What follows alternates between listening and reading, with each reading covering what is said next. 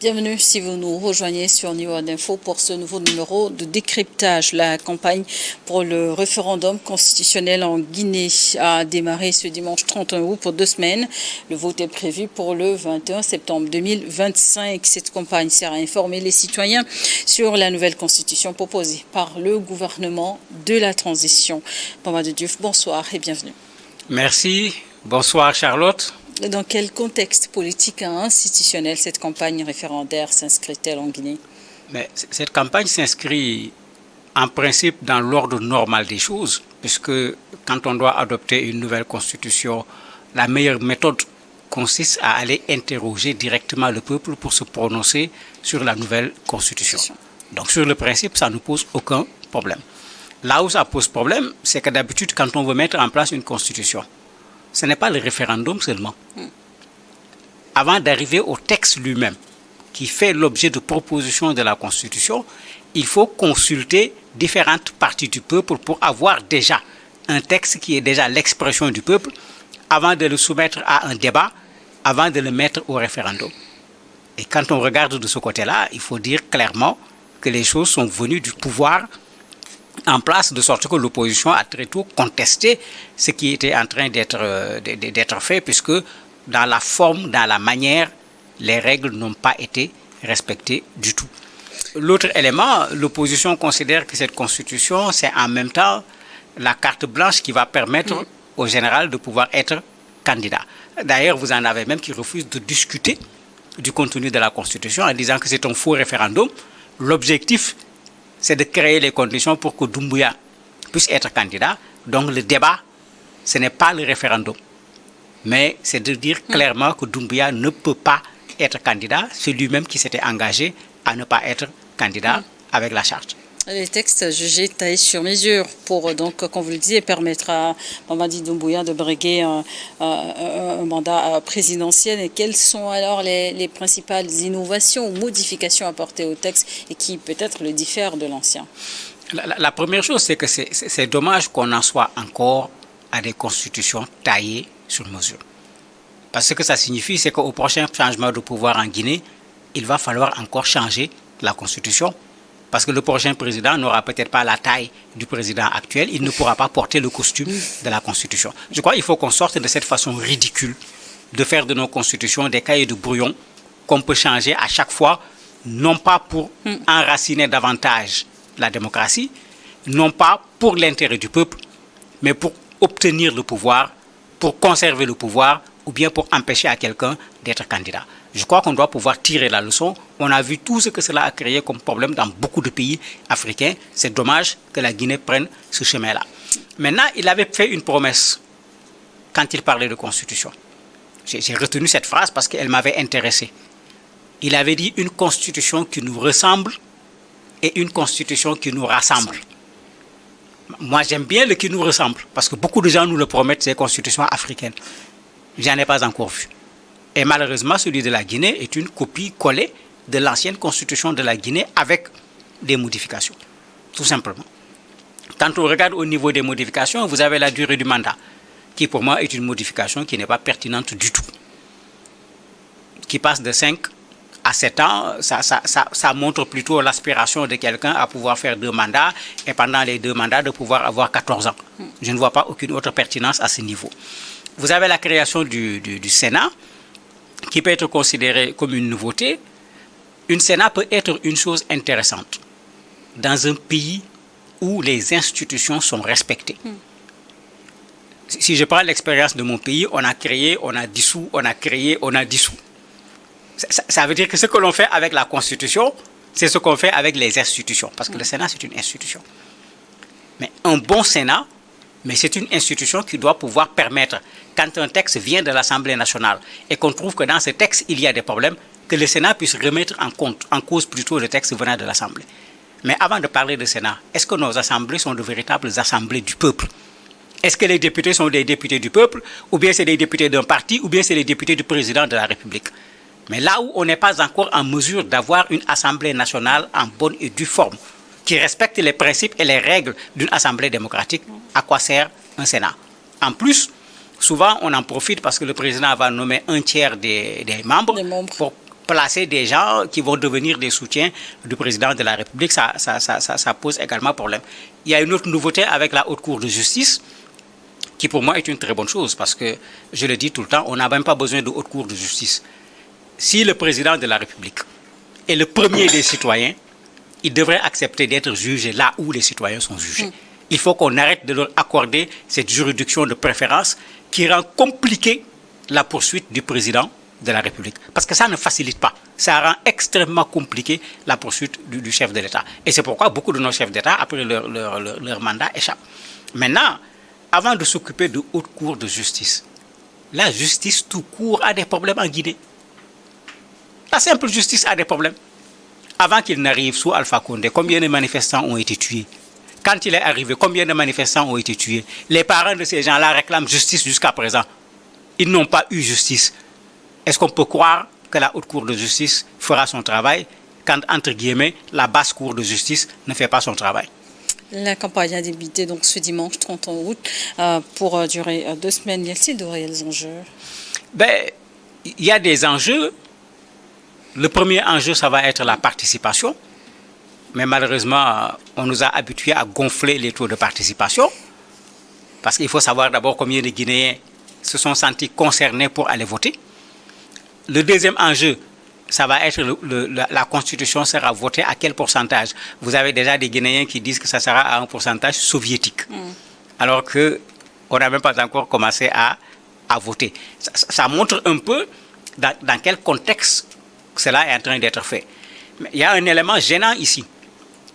De plus en plus, quand les militaires organisent un référendum, ils empêchent à ceux qui veulent dire non de faire campagne comme il se doit. Et on assiste à nouveau au même scénario exactement. Parce que l'objectif est le même. Vous avez 3 partis politiques, dont celui de Seydou Dalein Diallo, celui de l'ancien président Condé, qu'on a suspendu. C'est-à-dire que vous ne pouvez pas participer à la campagne, alors que tout le monde sait que ceux-là, s'il fallait faire campagne, vont faire campagne pour le non. Et quand on prend Seydou Dalein Diallo, puisque c'est ce que nous avons comme élément clair, il fait partie de ceux qui peuvent faire contrebalancer cette campagne sur le référendum. Mais quand vous empêchez à ces gens de participer à la campagne, mais ça veut dire que ce que vous faites ne s'appelle plus une campagne. Dans une campagne, ceux qui veulent le oui doivent avoir l'entière liberté de faire campagne pour le oui. Ceux qui veulent le non doivent avoir l'entière liberté de faire campagne pour le non. Si on ne le fait pas, le référendum n'a aucun sens. En plus, qu'on fasse un véritable référendum. Ça veut dire que ça ne soit pas un plébiscite. On n'est pas en train de voter pour ou contre le général Doumbouya. On est en train de voter le texte fondamental qui va régir la Guinée. Et cela doit être expliqué clairement aux populations pour qu'il n'y ait pas de confusion et que les votes ne soient pas des votes partisans liés à des personnes, alors qu'on ne demande pas de voter pour une personne. On demande de se prononcer sur un texte.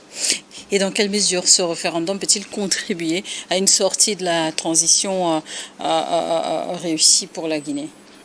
Sur les feuilles de route, parce que finalement, il y en a eu plusieurs qui ont été reportées à chaque fois. Sur les feuilles de route, le référendum était en fait une des étapes les plus importantes qui montrait qu'on va vers la fin de la transition, puisque après, il va falloir organiser les élections, que ce soit les élections présidentielles, législatives, etc. Donc sur ce plan-là, au niveau des feuilles de route, le référendum devrait être une étape importante. Mais, comme j'ai dit, une partie de l'opposition guinéenne ne veut plus entendre parler de cela parce que, pour eux, le fait que la nouvelle constitution permette au président actuel de pouvoir être candidat, la feuille de route elle-même perd son sens parce qu'une des choses, c'était que lui, tout comme les autres membres du gouvernement, ne devrait pas pouvoir être candidat à la fin de la transition. Alors que tout le monde le sait, avec la constitution actuelle, il peut parfaitement être candidat. Non seulement il peut parfaitement être candidat, on a vu ses partisans, depuis fort longtemps, organiser des campagnes pour qu'il soit candidat, alors que la constitution qui lui permet d'être candidat n'existe pas encore. Selon les autorités guinéennes, officiellement, la Guinée n'est plus en transition, mais en refondation. Et quelle est la portée de ce changement de vocabulaire? C'est un jeu de mots parce que si la Guinée est en transition, ça veut dire qu'il faut respecter la charte de la transition. Et dans la charte, Doumbouya n'est pas candidat. Si la Guinée est en refondation, on peut appeler refondation une remise en cause. Mais on peut refonder également la charte en remettant en cause ce qui l'empêchait d'être candidat. En fait, c'est un jeu de mots. C'est vraiment de la communication politique pour déplacer le débat là où ça arrange le pouvoir en place. Mais bon, tous les Guinéens parlent français, ils savent très bien qu'on nous promet très souvent la refondation, mais à la place d'une refondation, on voit quelqu'un qui vient occuper une fondation qui était déjà là. Il ajoute 2 ou 3 briques, mais il n'a pas refait la fondation. Et c'est pourquoi, malheureusement, on continue depuis 60 ans sur les mêmes pistes qui ne mènent ni au développement, ni à la démocratie réelle. Mais est-il des risques que ce référendum polarise davantage la scène politique en Guinée? Le risque est là parce que, malheureusement, quand on parle de référendum, c'est un temps fort, en principe, dans un pays où les populations se prononcent sur les fondamentaux du pays. Mais c'est ça qu'on appelle démocratie. Mais vous voyez, on a tout faussé. Vous avez des pays, on dit c'est une république, il y a des élections, il y a une assemblée nationale, il y a un Sénat, il y a le référendum, mais on a pris que la forme, on n'a pas pris le fond. La démocratie, ça commence par la souveraineté du peuple. Parce que comme on le dit, la définition la plus simple, c'est que quand on dit démocratie, c'est le pouvoir du peuple, c'est le pouvoir par le peuple et c'est le pouvoir pour le peuple. Les autres éléments sont ces instruments qui permettent au peuple de pouvoir exercer ce pouvoir. Mais quand ces outils sont capturés, manipulés par le pouvoir en place, mais on retire en vérité la souveraineté au peuple en faisant semblant de dire que c'est la souveraineté du peuple en parlant à son nom. Un référendum n'a de sens que quand les populations ont l'entière liberté d'approuver ou de désapprouver et de voir les urnes sortir les résultats de leur approbation ou de leur désapprobation. Parce qu'il faut qu'on sorte quand même de ce carcan où, à chaque fois qu'on dit démocratie, ce sont ces éléments qu'on nous montre. La démocratie, c'est les débats contradictoires dans un pays. Ceux qui sont pour et ceux qui sont contre doivent savoir s'asseoir et sur les télévisions nationales pour donner leur position, y compris en ce qui concerne ces référendums. La véritable démocratie, c'est la transparence au niveau des institutions. On les change, on les modifie, mais il faut qu'on fasse les bilans au niveau des institutions. À quoi elles ont servi? Quel budget a été consommé? Quel résultat a été obtenu pour savoir la pertinence ou pas de cela? Mais c'est ça en fait. Mais malheureusement, on laisse le fond, on prend la forme, on va organiser effectivement un référendum, on va le gagner effectivement, on peut le gagner même avec des résultats soviétiques, avec un taux de participation à la soviétique, et après on dit qu'on a fait de la démocratie. Ce n'est pas de la démocratie, c'est de la poudre aux yeux. Et ça fait perdre malheureusement à ce référendum un enjeu important qui devrait permettre à la Guinée de faire une véritable refondation où une bonne partie des Guinéens vont s'entendre sur comment le pays va être géré. Qu'il y ait un consensus sur les institutions, qu'on ne se mette pas à mettre à enlever des consensus forts sur un certain nombre de choses, mais c'est avec cela que la Guinée peut avancer pour aller vers le développement. Malheureusement, ce tournant a déjà été raté. Et que peut-on attendre vraiment du 21 septembre? Le référendum sera-t-il vraiment décisif pour l'avenir institutionnel du pays ou c'est encore une étape comme tant d'autres? Ça sera décisif pour mettre fin à la transition. Pour que le général Doumbouya ne soit plus le président de la transition s'il est candidat, mais qu'il soit le président de la République. Mais ce qui est sûr, le jour où d'autres viendront, vous allez voir les gens contester cette constitution. D'ailleurs, vous avez tout un front qui, depuis l'ancien président, se bat pour défendre la constitution guinéenne. Ce front est toujours là. Et ce front continue toujours son combat, mais malheureusement, c'est le moment où on devait leur donner la possibilité de s'exprimer, puisque leur nom indique qu'ils veulent défendre la Constitution, mais on ne leur permettra pas de le faire, parce qu'on a organisé la Constitution pour aboutir à un oui, pas pour aboutir à un non. Par rapport à la Guinée et à l'international, quelle est la position des partenaires étrangers, des institutions régionales, notamment la CEDEAO ou encore l'Union africaine? Malheureusement, c'est ces institutions qui devraient être proactives, qui devraient défendre les principes qui sont inscrits dans les textes de ces institutions. On ne les voit jamais dans la proactivité. Elles vont attendre voir. Si le référendum se traduit par des problèmes, en particulier des violences, vous allez les voir commencer à dire ce qu'il fallait dire bien avant. Non pas pour gérer la violence, mais plutôt pour éviter la violence. Et ça, c'est dommage. Et ça fait que ces deux institutions perdent de plus en plus de leur crédibilité en face de populations qui comprennent véritablement le sens de la démocratie et qui, quand on veut leur dire que la démocratie, c'est de ne pas perturber le pouvoir qui est en place, ces populations ne veulent pas entendre un tel message.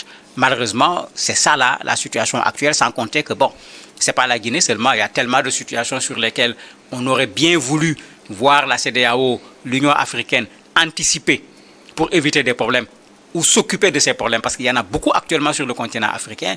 Malheureusement, on ne les voit pas véritablement jouer le rôle sur ce plan-là. Le taux de participation à une élection constitue un enjeu majeur. Dans le cas de la Guinée, comment est-ce que la population réagit justement à cette campagne référendaire? Vous avez une population qui est déjà divisée, puisque la Guinée, le cas de la Guinée est différent du Mali, du Niger, du Burkina, où après le coup d'État militaire, les militaires ont été adoubés par les populations. Parce qu'il faut bien respecter la chronologie. Ici, quand il a fait son coup d'État, les gens ont dit c'est bon, parce qu'il a fait partir quelqu'un qui nous posait problème. Mais au lieu de le supporter, beaucoup de Guinéens ont fait preuve de prudence en disant d'abord qu'on sache où on va, qu'on pose les bases claires, de sorte qu'il n'a pas obtenu au départ le soutien que les autres militaires ont eu. Peut-être c'est ça qu'ils voulaient, mais il faut dire clairement qu'en Guinée, ça n'a pas marché. La conséquence, on a commencé immédiatement à combattre ces gens, à les accuser de corruption, etc. Moi, je suis totalement d'accord avec la reddition des comptes, mais tout le monde a senti que dans cette reddition des comptes, il y avait un combat contre les politiques, puisque une bonne partie des opposants aujourd'hui ont quitté le sol guinéen pour ne pas se retrouver en prison. Mais en ce moment, ça pose véritablement problème. Est-ce que le taux de participation, est-ce que le pourcentage de la victoire va refléter la Guinée qui rassemble, dont il parle, ou bien la Guinée actuelle qui divise avec la façon d'agir du général Doumbia? Merci, Mohamed Diouf, d'avoir accepté de répondre à nos questions. Merci à vous également de nous avoir suivis dans le décryptage du jour.